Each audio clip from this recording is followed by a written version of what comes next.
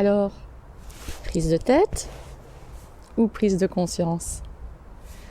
Ce matin, une nouvelle prise de conscience que j'ai vraiment envie de vous partager. Est-ce que vous connaissez le livre sur les 5 langages de l'amour d'Henri Chapman, je pense, où il explique que voilà, on a tous notre mode de prédilection, à la fois d'exprimer notre amour à quelqu'un, mais aussi d'interpréter les comportements de l'autre comme des marques d'amour. Alors, on a chacun nos modes préférés, ça veut dire que peut-être qu'il y en a qui vont se sentir plus vite aimés au travers de marques d'échange de tendresse, des marques physiques. D'autres, ce sera des paroles valorisantes, quand on va leur dire « Ah, ma chérie, t'es tellement extraordinaire pour moi, etc. » Waouh, ça va vraiment venir nourrir le besoin d'amour. Il y en a d'autres, ça sera peut-être les cadeaux. Pour d'autres, ça sera peut-être les services. De voir que votre partenaire contribue et va vous rendre ce petit service, etc. Waouh, ça va vraiment nourrir cette conviction que vous êtes aimé par l'autre. Et puis le 5e, c'était les cadeaux, je l'ai dit, le langage du corps, les moments de qualité. Donc passer des moments de qualité avec l'autre. Et en fait, moi j'ai identifié un petit peu mes langages de prédilection avec mon conjoint. Et je me suis rendu compte que quand l'un des deux vit quelque chose de très inconfortable par rapport à ça, ça veut dire qu'il est en manque d'un de ses moyens, d'un de ses langages de prédilection, eh bien on va souvent avoir tendance à faire des généralisations.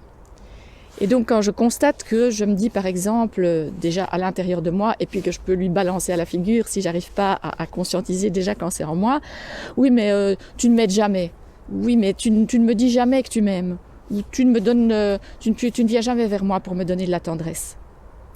Dès le moment où je vais balancer du jamais ou du toujours à quelqu'un, vous savez bien ce que ça fait comme effet sur vous. En tout cas, moi j'ai juste envie de riposter, dire mais c'est pas vrai, l'autre jour je t'ai aidé à faire ci, et justement là j'ai fait exprès, j'ai fait attention et je t'ai dit ça, ou là je suis venue vers toi et j'ai mis ma main dans tes cheveux parce que je sais que t'aimes bien les moments de tendresse, et tu viens me dire que c'est jamais, merde alors, ça me donne juste envie de faire encore moins d'efforts si pour moi j'ai déjà conscientisé et fait un effort, mais sous forme de cadeau, pour aller un petit peu au-delà de ce qui est ma manière naturelle de m'exprimer.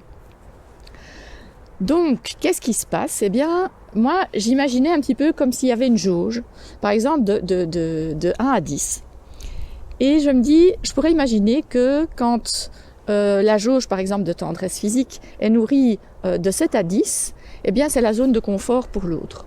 Donc, tant que ça reste entre 7 et 10, il se sent bien et tout est OK. Puis il y a une zone intermédiaire, là, disons, entre 3 et 7, où, ça pourrait être mieux, il va peut-être aller chercher d'autres manières de trouver cette tendresse, ou d'autres manières de trouver des paroles valorisantes, ou d'avoir des services, mais ça va, c'est acceptable. Et puis, dès le moment où on descend en dessous de 3, qu'on soit à 3, 2, 1 ou 0, ça ne change plus rien, c'est signal d'alarme, alerte rouge, je suis en manque et ça ne va plus, c'est trop inconfortable. C'est descendu en dessous de ma limite. Et c'est là où je vais risquer de balancer à l'autre du jamais. Et où il va juste avoir envie de se défendre. Donc je me dis que si je peux conscientiser en moi, quand j'ai envie de dire à l'autre « mais tu ne m'aides jamais », stop, je me tais.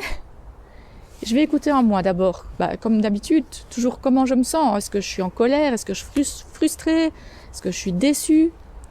Et tout ça vient me dire quoi ? Vient me dire qu'il y a quelque chose que j'aime vivre qui n'est pas nourri, qui n'est pas rejoint. Mais c'est pas forcément pour ça que je suis au niveau 0. Peut-être que je suis au niveau 1, 2, 3, mais c'est pas assez à mon goût. Et là, je peux vraiment prendre le temps de me relier à ce que j'aime vivre.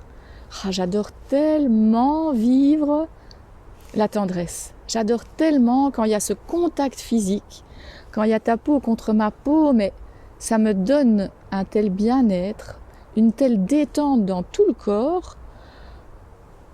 tous mes soucis s'échappent, je me sens juste merveilleusement bien. Et là, c'est comme si j'étais dans la meilleure version de moi-même et j'ai juste envie de donner le meilleur de moi et de contribuer, de voir comment je peux faire plaisir.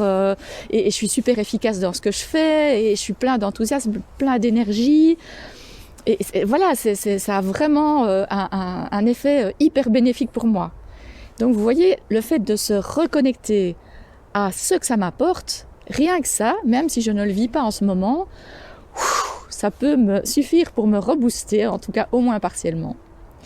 Puis là, je peux me dire, ok, pour l'instant, ce que j'essaye de vivre, ça n'est pas suffisamment nourri avec cette personne-là, de cette manière-là. Et là, j'ai encore 2 options possibles. Je peux me dire quelle autre manière j'ai à ma disposition. Et je pourrais imaginer plein de nouvelles choses, peut-être des choses différentes de ce que j'ai vécu jusqu'à présent. De quelles autres manières je pourrais m'apporter cette tendresse qui va me mener à toute cette détente, à ce bien-être. Peut-être ça va être une tendresse que je vais me donner moi-même. Peut-être des automassages, peut-être au travers d'un bain, que ça va m'apporter ce même contact bienfaisant sur ma peau au travers de l'eau chaude.